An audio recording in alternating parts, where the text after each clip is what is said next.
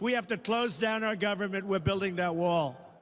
I don't believe that any president has accomplished as much as this president in the first 6 or 7 months. I really don't believe. Just a sample there of the highlights of the speech. So for more, joining us now, Democratic strategist Caroline Heldman and CNN political commentators, Democratic strategist Dave Jacobson and Republican consultant John Thomas. Also with us, Republican strategist Austin James, Cypress College political science professor Peter Mathews, and in Phoenix, CNN's Miguel Marquez. So I want to go to Peter first. What's going on here with this president? Because at times he seemed angry, agitated. There was some bizarre and you know, some blatantly incorrect statements which he kept making over and over again. It's unbelievable. Actually, he's facing a crisis of legitimacy, as we call in political science and sociology. Legitimacy is the authority to use power because of rightness, because of being right in doing so. It means people acknowledge your power, your decision-making, and they trust you with what you're doing. But in this case, this president's been all over the place. He says one thing one day, the opposite the next day. And to actually come out with falsehoods when he says, for example, that he will make sure that the reform in Obamacare would include pre-existing conditions, and when he proposes it, it doesn't include it. So many contradictions, and people are wondering, can he even handle foreign policy with North Korea, for example, where he pushes the country to the brink rather than negotiating. There's a lot of question of legitimacy here, and it's just an example of his position of lack of legitimacy in the eyes of the majority of American voters, apparently, especially according to the polls right now. Like CNN does not want its falling viewership to watch what I'm saying tonight, I can tell. Austin, he was accusing us of not broadcasting his speech. And you know where I saw that? On CNN. Yeah, it was wall to wall. I mean, I mean, I'm sorry. Okay, listen, I mean, this is a little divorce from reality at the very least. Sure, but I mean, you know, it's one of those things where you can kind of put your finger in the air and see where the wind's blowing. Look at the people behind him. I mean, as soon as he drops these one-liners, the people erupted. I mean, he was playing to his crowd. He wasn't having an intellectual debate. And I think we need to be clear about that. May I say something? The only problem is the people behind him represent 33% of the population, the voting population. His numbers have dropped tremendously from when he got elected. His approval rating is way down in all the polls. It doesn't matter if it's a poll that's sampling voters or sampling general public. So he's going, those people behind him may be his loyal supporters, but he cannot win re-election with them. That needs to become more legitimate with other people, with the rest of America, by reaching out to people and using some of the tradition and charisma and legality which most people who are legitimate actually rely on as leaders of the country. Well, Peter, I want to stay with you because I want all of us to take a listen to something else the president had to say about the media, because he did go on about the media a lot. For well over 20 minutes, let's be clear. Because he didn't just say the media, he didn't say we are just bad people. He took it a step further. Take a listen.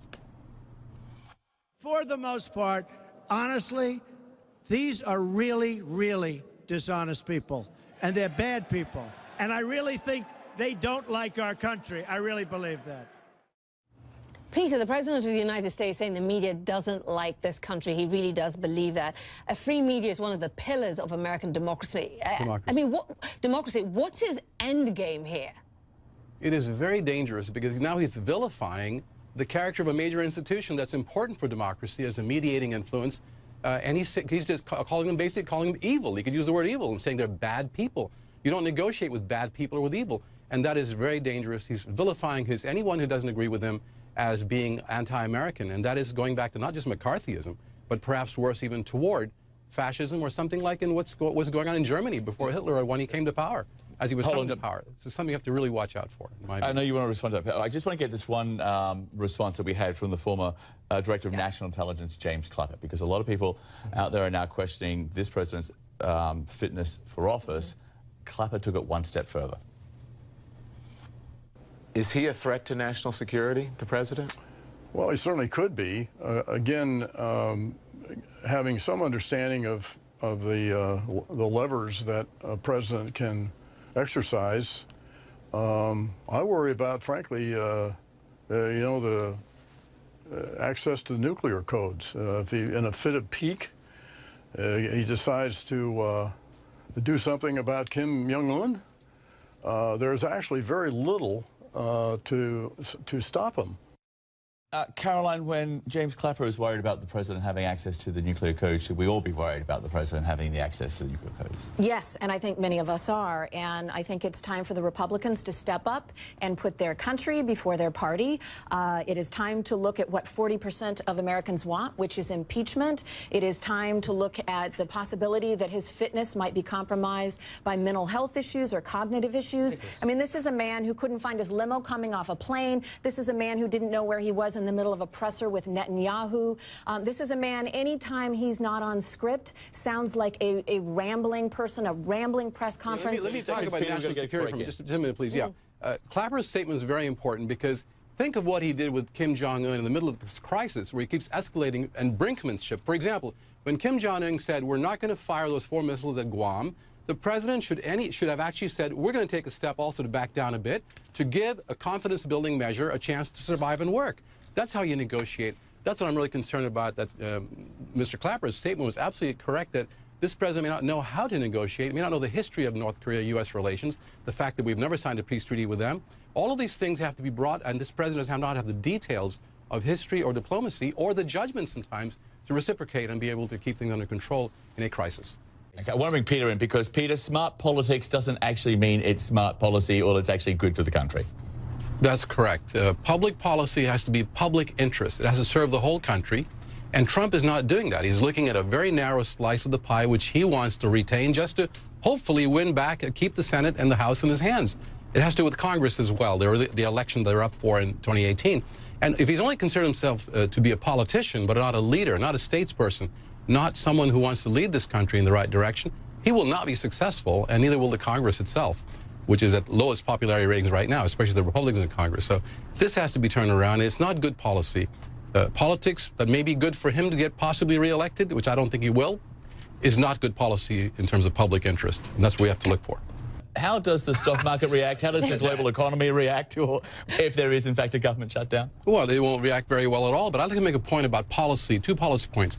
One is if you look at the fact that Donald Trump won the electoral votes, but he also lost the popular vote by 3 million, he did it because the Macomb County, Michigan voters, who voted for Barack Obama, by the way, in 2008 and 2012, they voted for Donald Trump because they lost manufacturing jobs. They were not replaced by retraining for new jobs. Trump is not addressing that part of it. And the wall, he talks about shutting off the illegal immigration.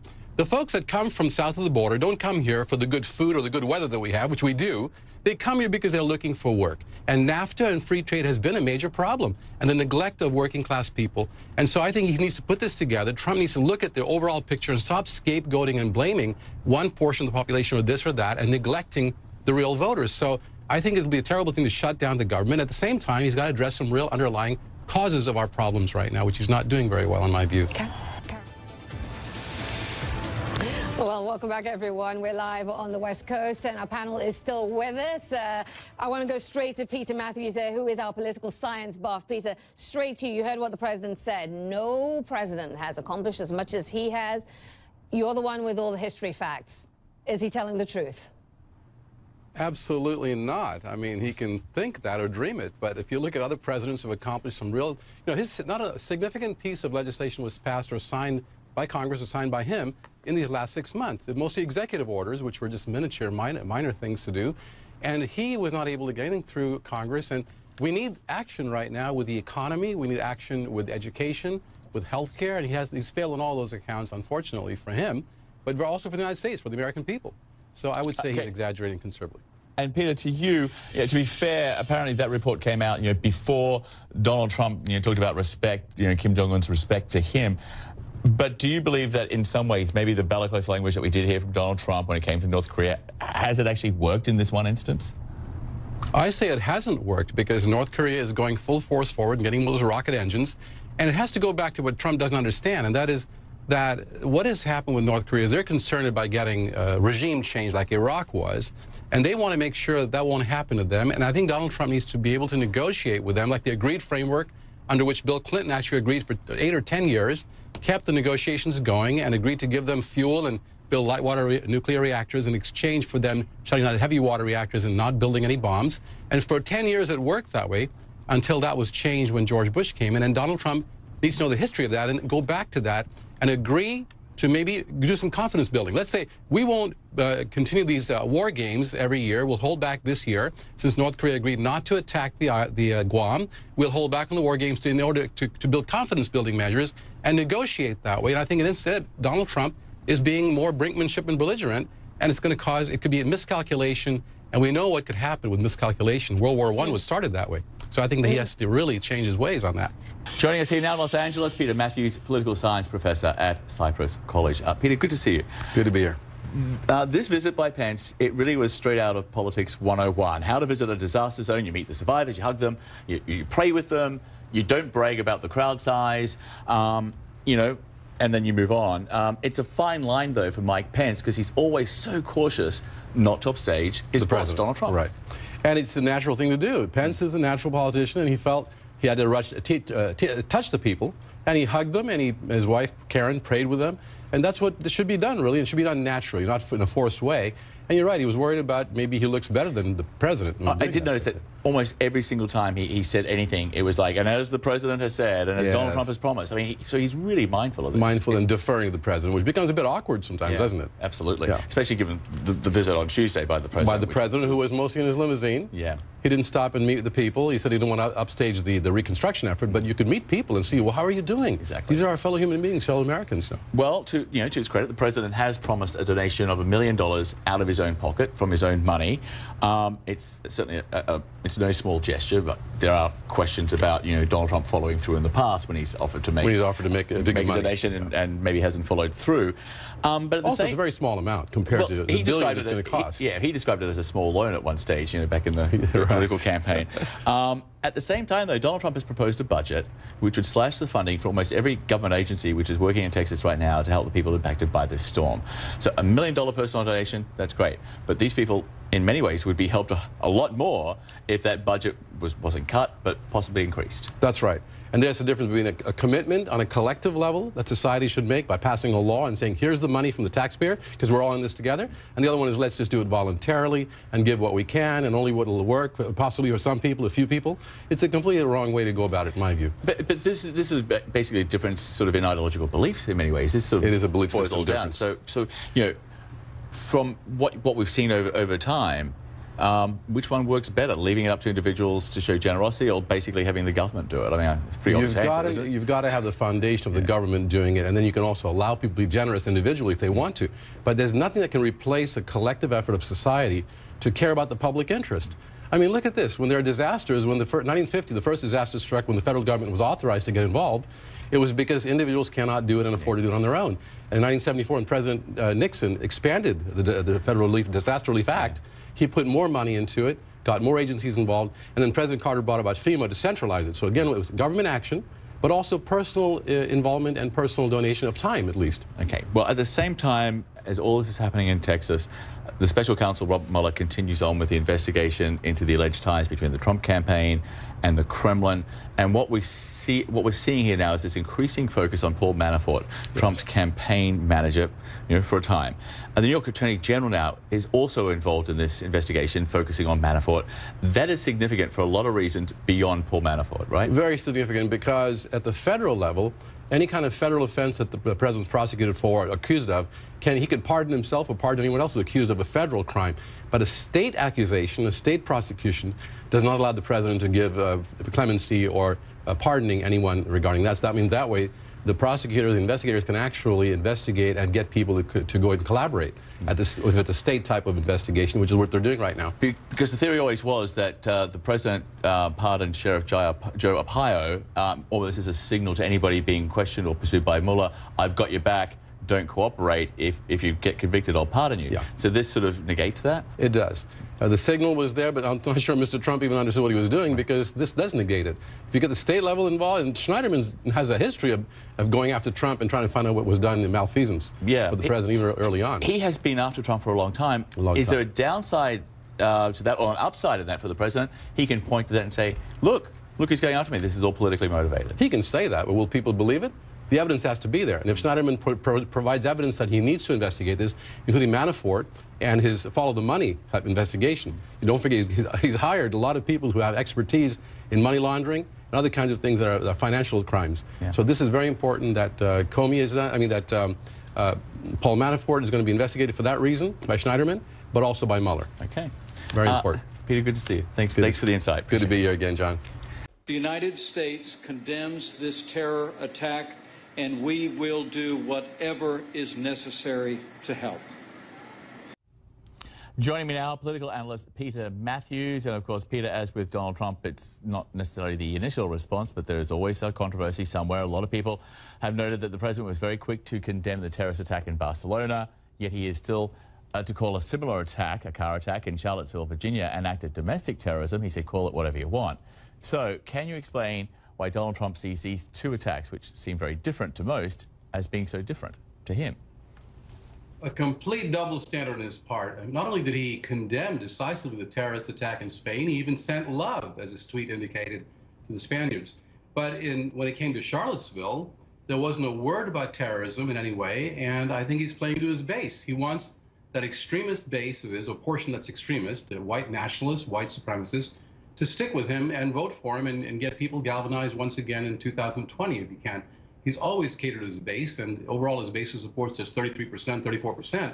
But he was thinking politically, but also from his emotional basis. He just doesn't seem to be able to connect with the tragedy of this kind of thing in Charlottesville, because the people who were the counter-protesters didn't agree with him politically. And he took one side over the other. It was completely egregious as an American president. Never happened before in my view, my lifetime. Right. Well, with Charlottesville, the president, he was criticized for that tepid initial response on Saturday. By Tuesday, at that very kind of contentious news conference, he said that first response about Charlottesville, he was just being cautious. This is what he said. You don't make statements that direct unless you know the fact. It takes a little while to get the facts. You still don't know the facts. And it's a very, very important process to me. There does seem to be a trend here when it comes to the president wanting to be cautious and when he wants to be quick off the mark. Yeah, like I said, a double standard. He wants to not wait for facts when the events occurred in Florida, and he right away jumped to the conclusion that it was a terrorist, a Muslim terrorist. And when it comes to this, he doesn't want to wait for the facts because he doesn't want to take a decisive stand against white supremacy and the terrorism of that group that was there on Friday night and Saturday night again, causing violence, armed, and then someone ramming, one of their members ramming an automobile into the body of many, many people, killing one woman, a beautiful 32-year-old woman who's an activist, social justice activist, Heather Meyer, was killed dead, and it was horrible. She was a person exemplary and a perfect example, a fine example of what America should be about, and most of us are about. In this case, the president has to get this right. In fact, Senator Bob Corker says he doesn't think the president has the competence or the ability to be successful at this point. He hasn't shown it, he said. Study what General Pershing of the United States did to terrorists when caught. There was no more radical Islamic terror for 35 years. Now, this is a golden oldie statement from the campaign. This was Donald Trump last year explaining what he meant. He caught 50 terrorists who did tremendous damage and killed many people. And he took the 50 terrorists, and he took 50 men, and he dipped 50 bullets in pig's blood. And he had his men load his rifles, and he lined up the 50 people, and they shot 49 of those people. And the 50th person, he said, you go back to your people, and you tell them what happened. And for 25 years, there wasn't a problem. Okay, so the story changes a little bit, but the bottom line is none of it is true. And during the campaign, that was pointed out to the president. So why would he so publicly, put a rumor out there or a false debunked story, not only proven to be wrong, but also offensive? Because Donald Trump has never had a problem with lying or coming out with facts that don't exist.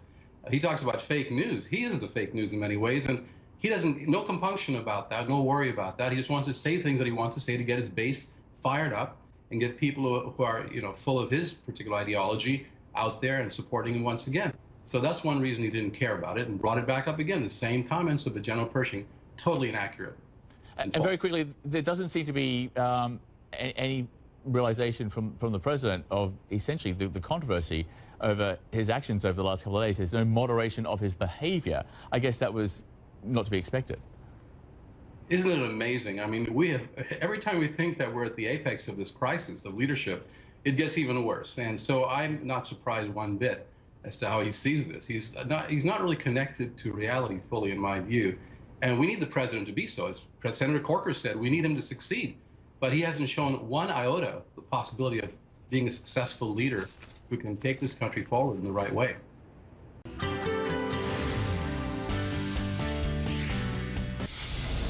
Mark, thank you. Congressional and FBI investigations, White House confusion, Russia, and alleged memos that have critics calling for the possible impeachment of a president. It's a daily, if not hourly, stress on Americans watching this play out in real time. Political analyst Peter Mathews is a professor of political science and sociology at Cypress College and the author of the book Dollar Democracy with Liberty and Justice for Some. How to Reclaim the American Dream for All. Welcome back. Good morning. Good to see you, Frank and Jessica. This daily barrage, I mean, I think it affects everybody in some way. I would just say most Americans are very content with their personal lives. They like to have friends, family, go out for, on a vacation. But this thing is that from the outside is coming in and impinging on their personal lives and shaking things up, and people are very unsettled right now. Lots of folks. And even under Nixon's Watergate situation, it wasn't like this. Not in the first 100 days of the presidency. This is the 115th day, and we've got this already. Right. It's quite amazing. So more on that. Many critics want to compare President Trump to former President Richard Nixon, but you say Nixon's presidency and voter approval are actually quite different. Quite different. Nixon's voter approval was 62% at this time in his presidency. Obama's was 65%. Trump's at 40%. It's quite a bit of difference. And also, the Watergate affair didn't occur till after the 4th year of the presidency. This is happening the 115th day and less than that, Yeah. So it's very different. People are concerned about the uncertainty, the fact that you really can't trust what this president is saying fully because he changes his mind, and a lot of investigations going on distracting him from his main platform that he wants to accomplish. But you say some people are not? A few people. I can imagine there's probably the young people who haven't gone to college. Because I can tell you from my students in college, they're very aware of this and very concerned what this could mean for their future and their job prospects and other things. So maybe the students or the young people who haven't gone to college or are working very hard trying to make ends meet, they're focused on that mostly. There may be an outside noise for them. It's not really directly involving their lives. Now, critics are calling for the impeachment of our president, and to do so, actually, there's very specific and high standards of proof. What would they be? What are they? One of them is obstruction of justice, and it just says formally in the Constitution, treason, bribery, or high crimes or misdemeanors. The misdemeanor part can be interpreted by Congress to mean almost anything. Even a dereliction of duty, for example, that's a loose interpretation, and Congress can pretty much use whatever reason they want to vote for articles of impeachment. But I would say the most possibility is obstruction of justice if this Comey memo blows up even further. Because, FBI Director Comey has written a memo when he met with the president, claiming, allegedly, that President Trump asked him to drop the investigation against Michael Flynn. That could be construed, if it's true, we don't know yet, as obstruction of justice. So there may be grounds for impeachment there. But again, it's what Congress wants to define as impeachable, pretty much. Yes. If that happens, what would be the procedure? The House would actually vote for articles of impeachment by specifying what the basis of it is. Once they vote for it, then it goes to the Senate for trial. So impeachment itself is not the removal of the president. The removal occurs after the impeachment in the Senate, actually. That's how it works. We only had 2 presidents impeached in our history, President Bill Clinton and President Andrew Johnson in the Civil War, and they were never removed. So this is far more serious, and we'll have to see what happens now. I appreciate you being here this morning. For more information about political analyst and Professor Peter Mathews, you can check out his website. You can also follow him on social media. Thanks for being here. My pleasure. Thank you. We need a single-payer system, much more like the other countries that have half the cost of health care per person than we do, and yet you have them, Obama and both Trump, tinkering around the edges here, while the costs of health care go up in tremendous amounts of money, like as he pointed out. So you're going to have a much more efficient way of delivering the health care on a non-profit basis. Our neighbor Canada does it very well, actually, but I don't see too many health insurance companies that will support that. Vermont Vermont rejected it because it was too expensive, and the Colorado voters just defeated single payer.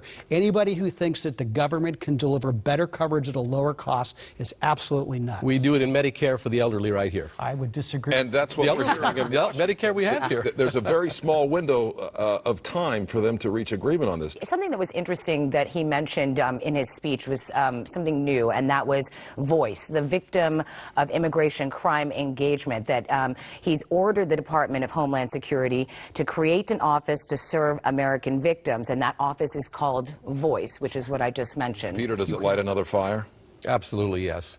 And I think it's a very bad situation for Trump in that sense. He's got to unite the people and not divide them with these policies and proposals.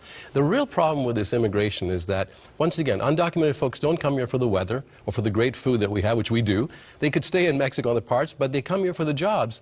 And that's because of free trade and NAFTA, as Bill Clinton pushed through with Republicans, bipartisan support for free trade, not fair trade, not higher wages, not higher environmental standards, which we should have. And Trump should be talking about that. Political analyst Peter Mathews is a professor of political science and sociology at Cypress College. He joins us with his insights about who won and lost points during yesterday's testimony. Welcome back. First, James Comey, what worked best for him in his testimony and why? He came across as a person with integrity whose only concern was to protect the investigation in terms of the possible Russian collusion. So that came across very strongly, and that meant that it lowered the credibility of the president at the same time. So I would say that the winners of this, the testimony was Comey, Kamala Harris, and the FBI. But there was so much on, just to follow up, the idea that Comey leaked the memo of the events. Now, he did leak it after he left office, but that's become a talking point for Republicans. Right, and other people have said that it wasn't really a leak. It was basically had to do with an unclassified opinion that he had, and that he got to the news media because he wanted to be able to solicit having a special prosecutor, a special counsel to be brought in. So yeah, that's been accused of being a leak, but other people see it more as an unclassified sharing of a memo with the news media, so something else could be achieved. You brought up Kamala Harris, Senator from California, really being looked at as a leader, considering her questioning yesterday in the Comey hearing. What more do you want to say? Yes, indeed. She has ascended so quickly and so fast on the national stage because she came across with such forcefulness when she, the day before, she was talking to the other gentleman, Rosenstein, and he, to ask him will he sign a document saying that he will guarantee independence of a special counsel. He wouldn't do it, but she held her ground. Yesterday, she was able to elicit, in 7 minutes of talking with Comey, elicit something about information that Comey had, and he can't talk about, that Sessions could be implicated further with some Russian connection or something else. So she's able to bring out information without directly confronting, at the same time talking to Comey the right way to get that information. And she came across very, very poised as a strong person, as a strong senator who would not take any no for an answer. President Trump tweeted this morning something to the effect that he was vindicated through the hearing. You believe that, in fact, former Director Comey has created an uphill battle for President Trump. Why? Yes, he has. I think the president's been set back a bit because Comey basically came out and said that Trump lied about him and also defamed his character. It's not good to be called a liar by the FBI, former FBI chief. And besides that, a lot of the public does not find Trump to be fully credible. His approval rating went down to 34% yesterday in the Quinnipiac poll, which means from 40% now to 34%, the public is losing faith that he could be consistently believed, whereas Comey came across the other way. And it was Comey's testimony which actually brought that credibility factor down for Trump, unfortunately for him. He's got to build it back up. They're going to try to do so. How did Comey's testimony put Attorney General Jeff Sessions in a tight corner with how he conducted himself with Comey? Yeah, I would say that Jeff Sessions really was set back because, first of all, there's already now information that he may have actually not told the truth about something besides the Russian meeting. But besides that, when Comey brought up the fact that the president had cleared the room when they all met for the counterterrorism meeting, there were many advisors there, including Sessions, and Comey had been asked by the president to stay on and discuss something in private, and Comey was uncomfortable. He said, he didn't really want to be there in private, and yet the president insisted, and Sessions also left the room. And then later on, Comey brought that up, and Sessions just shrugged it off, basically, and said, it's not a big deal. So he's lost credibility there, and Sessions is in for more grilling later on. Don't forget there was a private hearing yesterday as well, right, in the afternoon. Right. We don't know what was said there. And I think Sessions is in quite a bit of, maybe possibly in real trouble as we go along. We'll have to wait and see. We can't jump to conclusions yet. Yeah, it is one, as many people have said, one piece of a huge puzzle. It's a huge puzzle. We'll see come together over the next few months, maybe even years. That's true. All right. That's very true. Thank you very much. For more information about political analyst and professor Peter Mathews, check out his website and follow him on social media. Thank you guys for being here. You've been here for a long time with us all day today. We saw President Trump today being sworn in as our next president. Peter, maybe talk about, we also chatted that they will be sleeping in the White House tonight. And on that note, Peter, we were talking, tell us a little bit about, they slept somewhere near the White House last night. Tonight they will be in the White House. Yes, they were in Blair House across the street, which is the president's guest house. Tonight right in the White House itself. And this is the real thing now.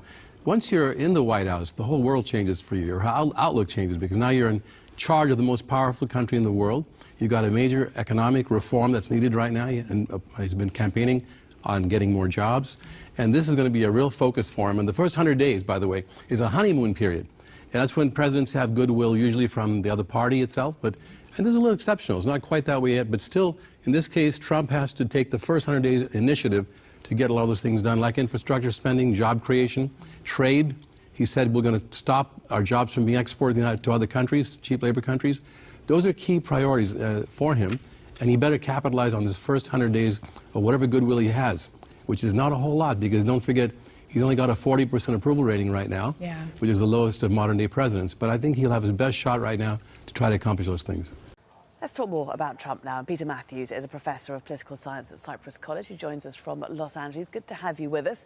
Let's go back to that speech, that inaugural speech. What did you make of it? Very unusual. Most inaugural speeches have very high, lofty ideas that are quite general and appeal to everyone and talk about unity. But in this case, I think Trump's speech was, it dealt with ideas that were anchored in the dismal reality of the working middle class and the working poor, who have lost a lot of ground in the last 10 years or so, or even longer than that. And Trump appealed to them directly, and he had specific proposals about, and even characterized it as saying that Washington has forgotten the American people, the Washington elites and establishment have won, and the American people have lost, so to speak.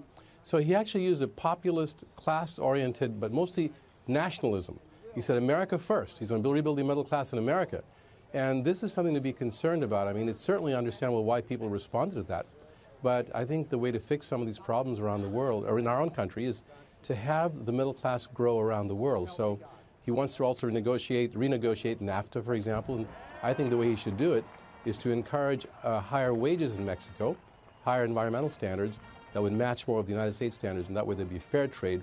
But I think he's more of a protectionist. We got to watch out for that. And at the same time, the inaugural speech was very unusual in that sense that he really focused on quite a bit of the negative that was going on in the country at this time, as he did during the campaign, by the way. Yeah, absolutely. I thought it was quite a combative speech, saying that everything's broken in America and it needs fixing. I mean, especially when he had 3 former presidents sitting right behind him.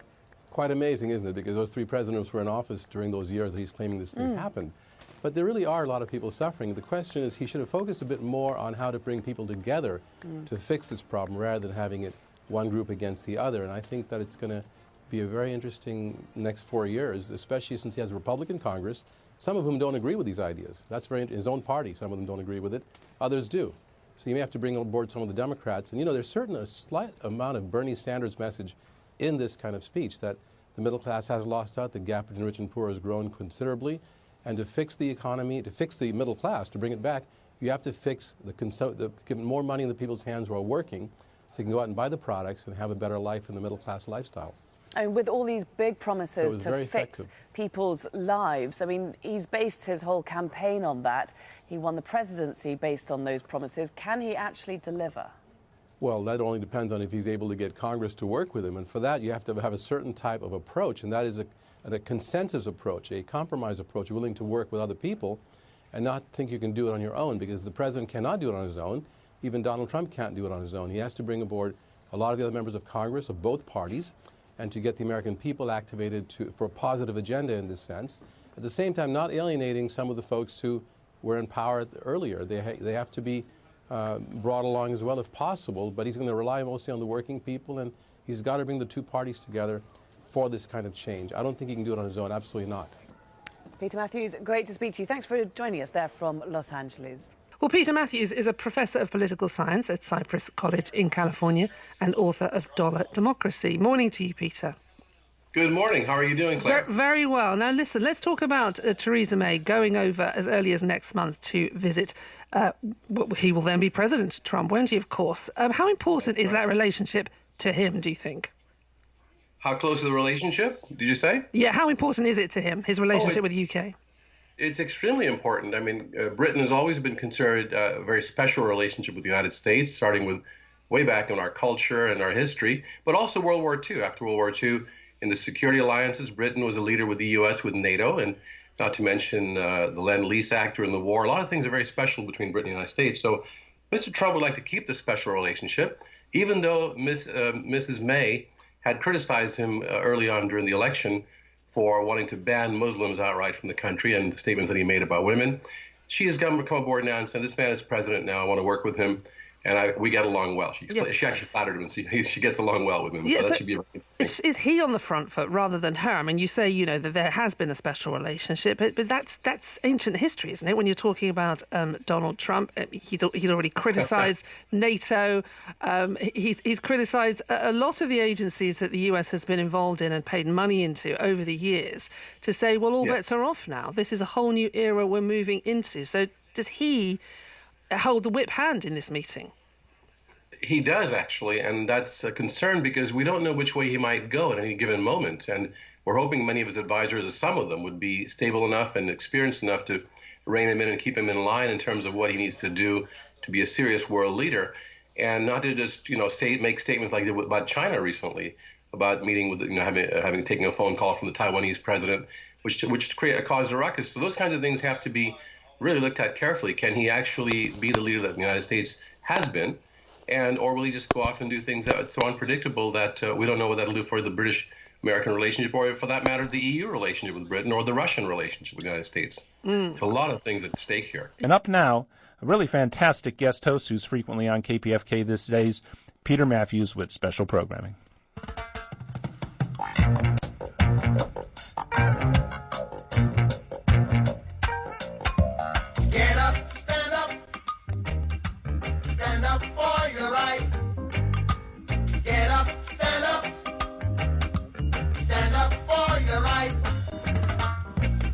Hello, everyone. This is Peter Mathews on KPFK, the day after Christmas, the day that's supposed to be about compassion and justice and fairness, and sometimes it's been distorted a lot, hasn't it? Well, we'll get back to the original meaning of it by talking about these key issues. We'll be talking about LAUSD's ethnic studies requirement that was passed, a remarkable move compared to Arizona, which actually banned ethnic studies recently. And we're going to look at that, and the Diablo Canyon nuclear power plant. Earthquake faults have been discovered on the plant recently. And not only that, but cancer rates, other kinds of disease rates have gone up in the studies that came out about Diablo Canyon.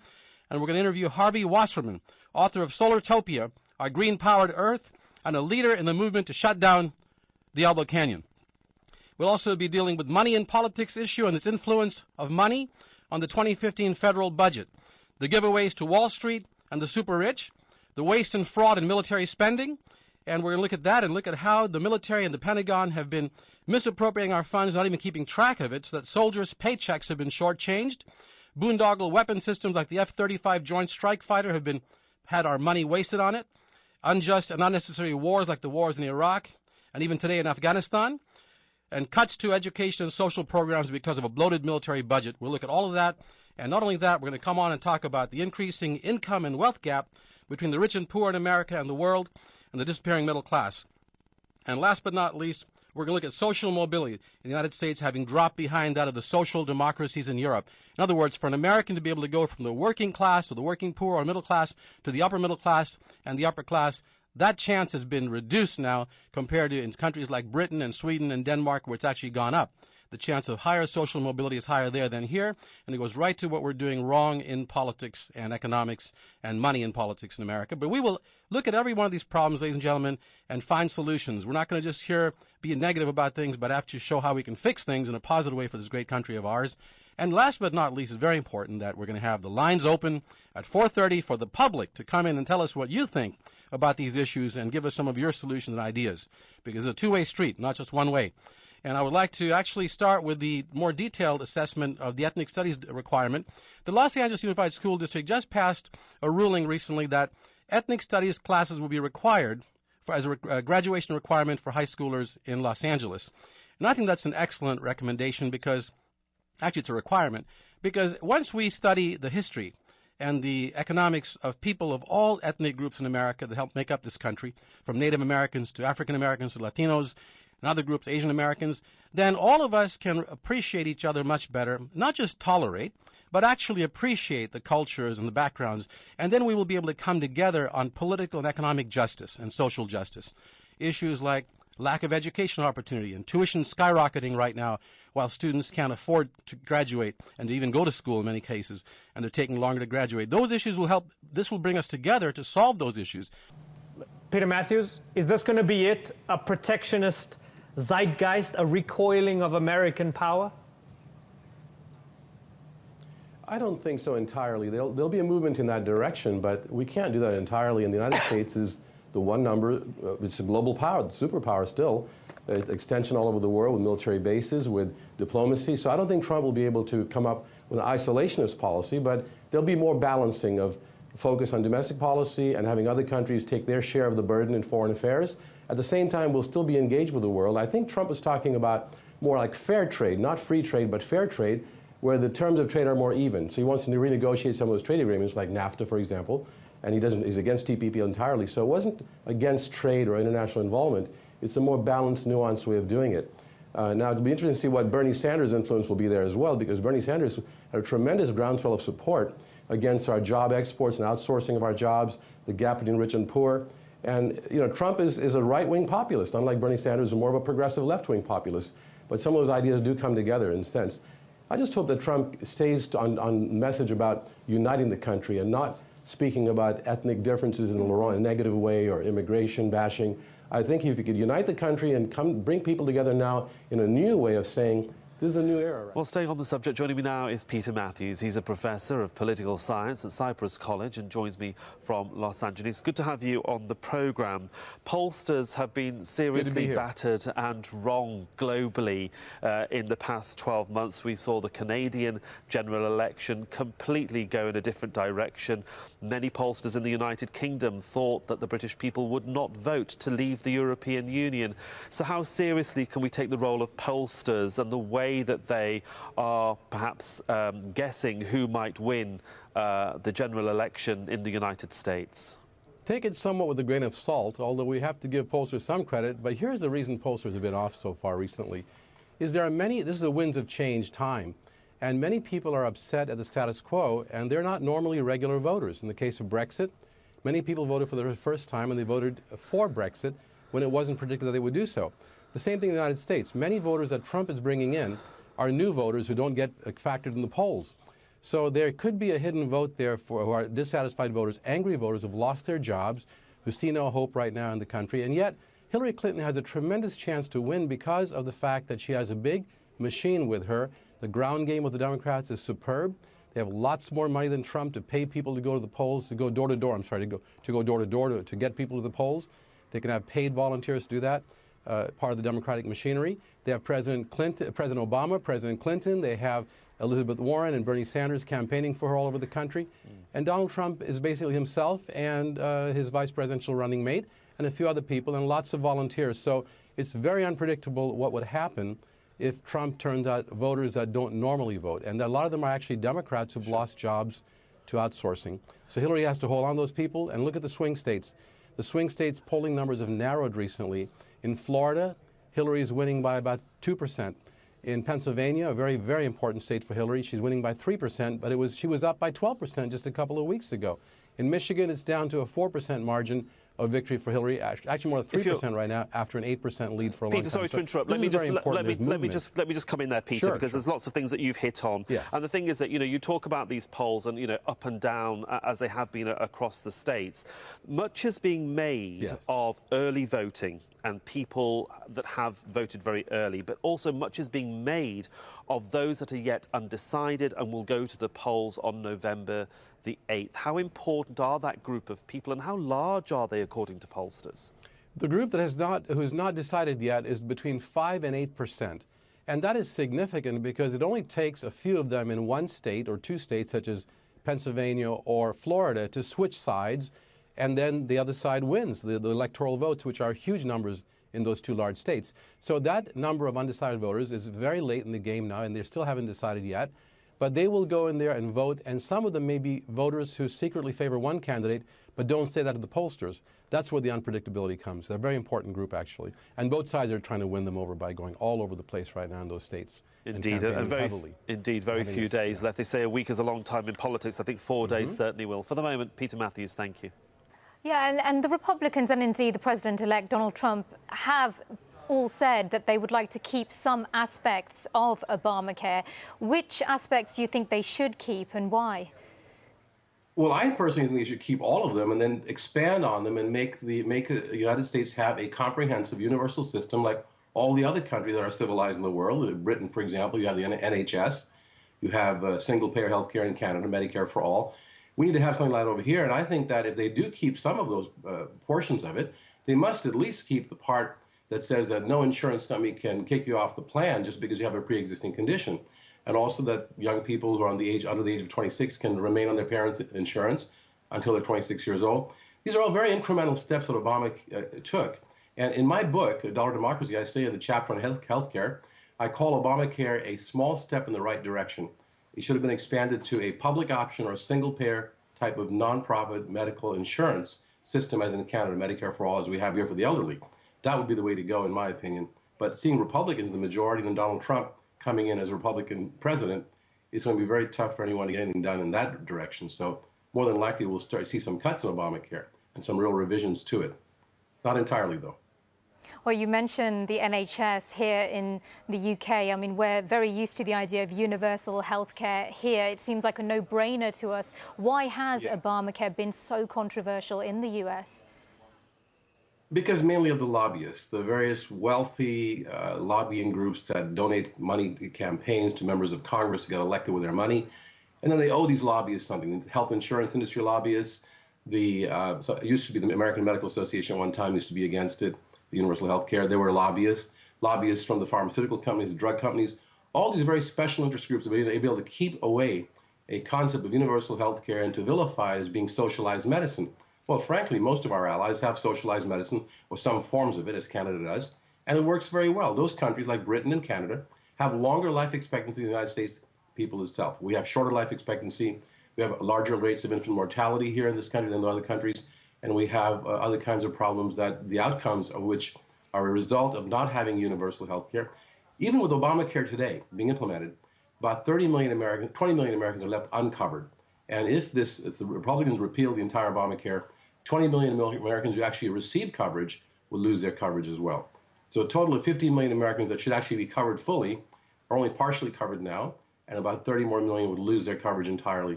And that's not good at all for anyone. And it'd make all of us, even those of us who have health care, even more in jeopardy of our health when people around us are not healthy. And it's just not a humane thing to do.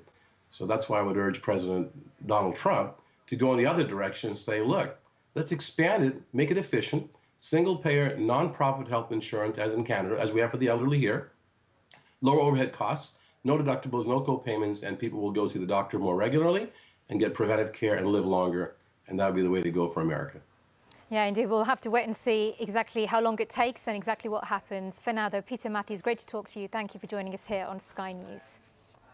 Let's talk to Peter Mathews. He was the Democratic Party's nominee for the U.S. Congress in 1998, and he's also the author of Dollar Democracy. He's joining us now live from Los Angeles. Thank you very much indeed for your time, sir. Alan was talking about the money men and the influence that they have in terms of the Republican Party, but this is also relevant to the Democrats as well. Give us some indication of how you think the big money, as it were, for the remaining few weeks of this campaign is going to move in terms of both the Democrats and the Republicans.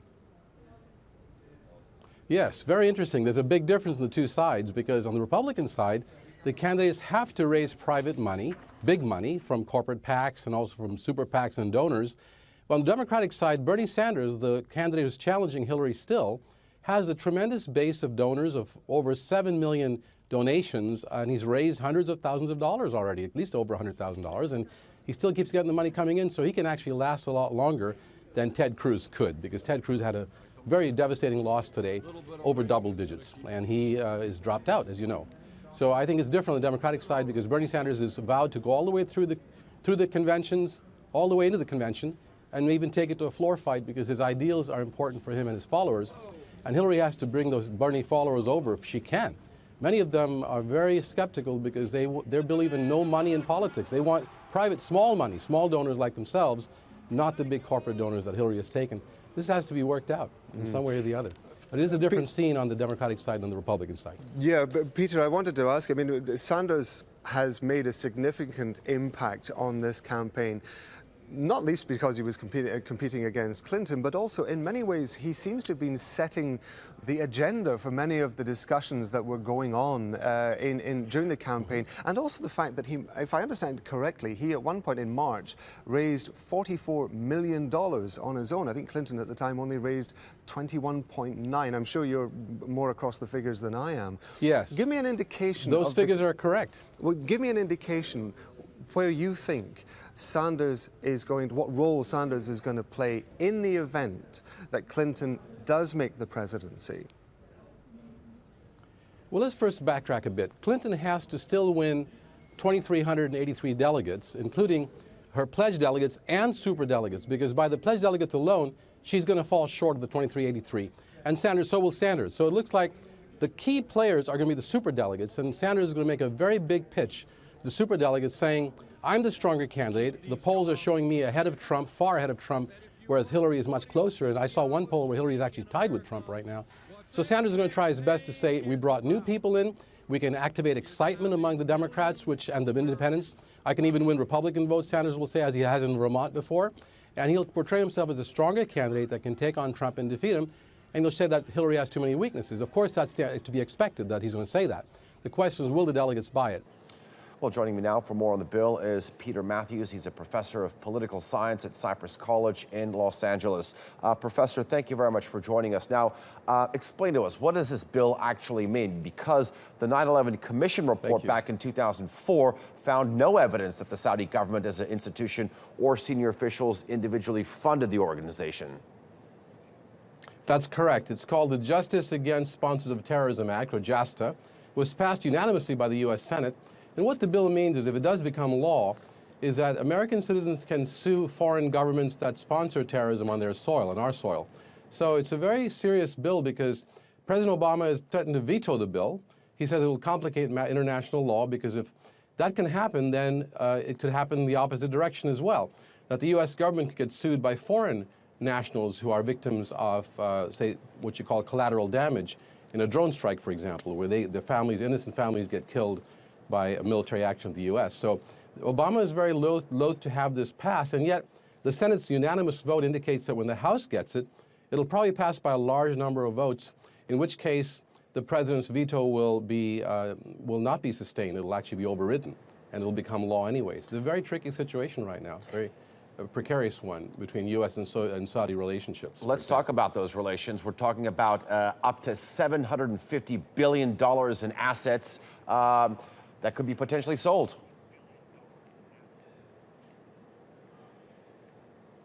Yes, that's what the Saudi government has threatened to do if this act becomes law. And that's a lot of money that the Saudis will unload that they've lent the U.S. government, and it'll create a lot of havoc with the markets and with the fiscal policy. So we're looking at some serious ramifications if this bill does pass. Yet you can understand that many Congress members are very concerned about voting against an act like this, which seems to have such popular support. It sounds like it's the victims of the 9/11 attacks that are due some justice. By the way, in 2005, the victims of the 9/11 families did take court action, and the judge ruled in a district court here in the United States that the Saudi government was not liable, that it was in fact not allowed to be a defendant. It's not going to be a defendant in the actual action because the act doesn't apply to it. It said, the judge said this action originated outside the United States, and therefore the Saudi government was not culpable in any way or even be able to be sued by the victims of the family. So that ruling in 2005 was the beginning, the first shot in this direction. Again, in 2015, when the court case came up again, a judge ruled in the opposite direction, saying that, yes, the victims' families can sue the Saudi government or any government that sponsors terrorism if it does. Let's get more on this story. We're joined by Peter Mathews, who's Professor of Political Science and author of Dollar Democracy with Liberty and Justice for Some, joining us from Los Angeles in California. Many thanks for joining us, Peter.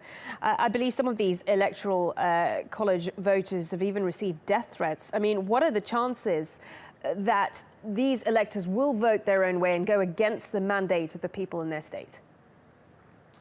I think the chances are quite small, actually. They'll need 37 electors, Republican electors, to switch over to the Democratic side, Hillary, and for her to be able to win this over Trump. And I think only one Republican elector has come out publicly He's from Texas and said that he's not going to be supporting Trump. He's the only so-called faithless elector. But we've got to go back to history a little bit. Alexander Hamilton, one of the founders, in Federalist Paper number 68, he set up the reason for the Electoral College. He said that in case the public chooses the wrong person out of misinformation or whatever, a passion, that a group of selected people, selected by the leaders of the country, would be able to actually vote for the presidency and make a much more reasoned judgment. Now that'll go down very hard with the Trump supporters if the electors switch over and vote for Hillary. Although Hillary won 3 million more votes, approximately 3 million more votes than Donald Trump, popular votes, the way the system is set up, the electoral votes are the only ones that count, and it's based on per state electoral count.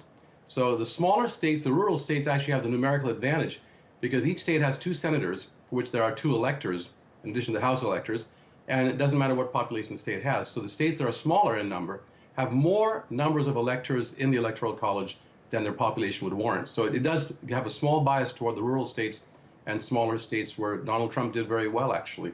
It's a very big conundrum right now, but I don't think it's going to be switching over and flipping to Hillary Clinton.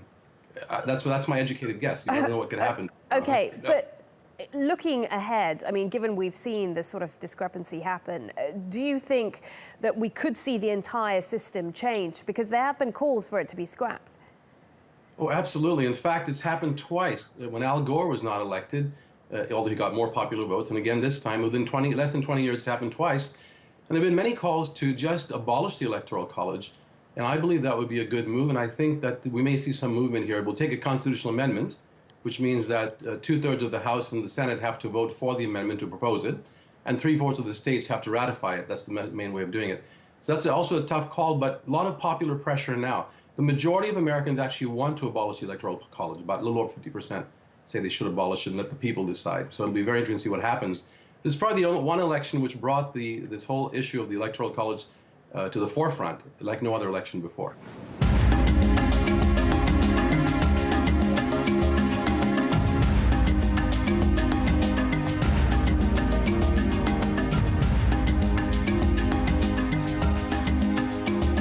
Tonight's Conversations with Great Minds, I'm joined by one of America's leading progressive voices, political scientist Peter Mathews. Currently a professor of political science at Cypress College, an adjunct professor of sociology at Long Beach City College. Peter is a political analyst and a radio talk show host in addition to being an academic. He's also seen how the political system works from the inside. In 1988, he was the Democratic nominee for Congress from the district surrounding Long Beach, California. Peter's new book, The Dollar Democracy with Liberty and Justice for Some, How to Reclaim the American Dream for All, is a must-read expose of how our government has been hijacked by big money. Peter Mathews, welcome. It's great to be here with you, Tom. How are you doing tonight? I'm well, and thank you for joining us from our Los Angeles studio. I'd like to start with you, Peter. You're a professor of political science, radio host, former congressional candidate, activist. What would you say is the guiding principle in everything you do, and how did you first get into politics or interested in politics? Well, you know, I was actually a psychology major in college, and when I went to Europe and I saw the Berlin Wall, that changed everything. So I crossed over into East Germany and talked to the people there and asked how they lived, and pretty soon I started to recognize there were a lot of walls around the world, you know, and the walls between rich and poor, between men and women, between different ethnicities, and I took some classes in international relations and world politics when I got back to college that summer, and I said, this is the field I need to try to explore more. So I went ahead and double majored in psychology and political science to find out more about economic development, exploitation, neo-imperialism over time, and imperialism itself. So it was very interesting to me. I've traveled to 27 countries to actually find a way to reduce those walls and create more justice, Tom. Equal opportunity and equal justice for all is, to me, my basic goal in life, to help with that. You've written a book called Dollar Democracy with Liberty and Justice for Some. In fact, here's the book. Tell us about the book. Why did you decide to write it? Well, I decided to write the book because I was noticing that many of my students were having increasingly difficult time making it through college, and it wasn't their fault whatsoever. In California, we had tuition-free education from the 1960s to the 1980s until the elites took it away by giving corporate tax loopholes to oil companies and other big businesses. And in turn, they went ahead and cut the subsidies for public education in universities and colleges and started raising the tuitions by several hundred%. And my students couldn't make it. They had to drop out and go work full-time and go to school part-time. So their American dream was being delayed and in many cases completely taken away.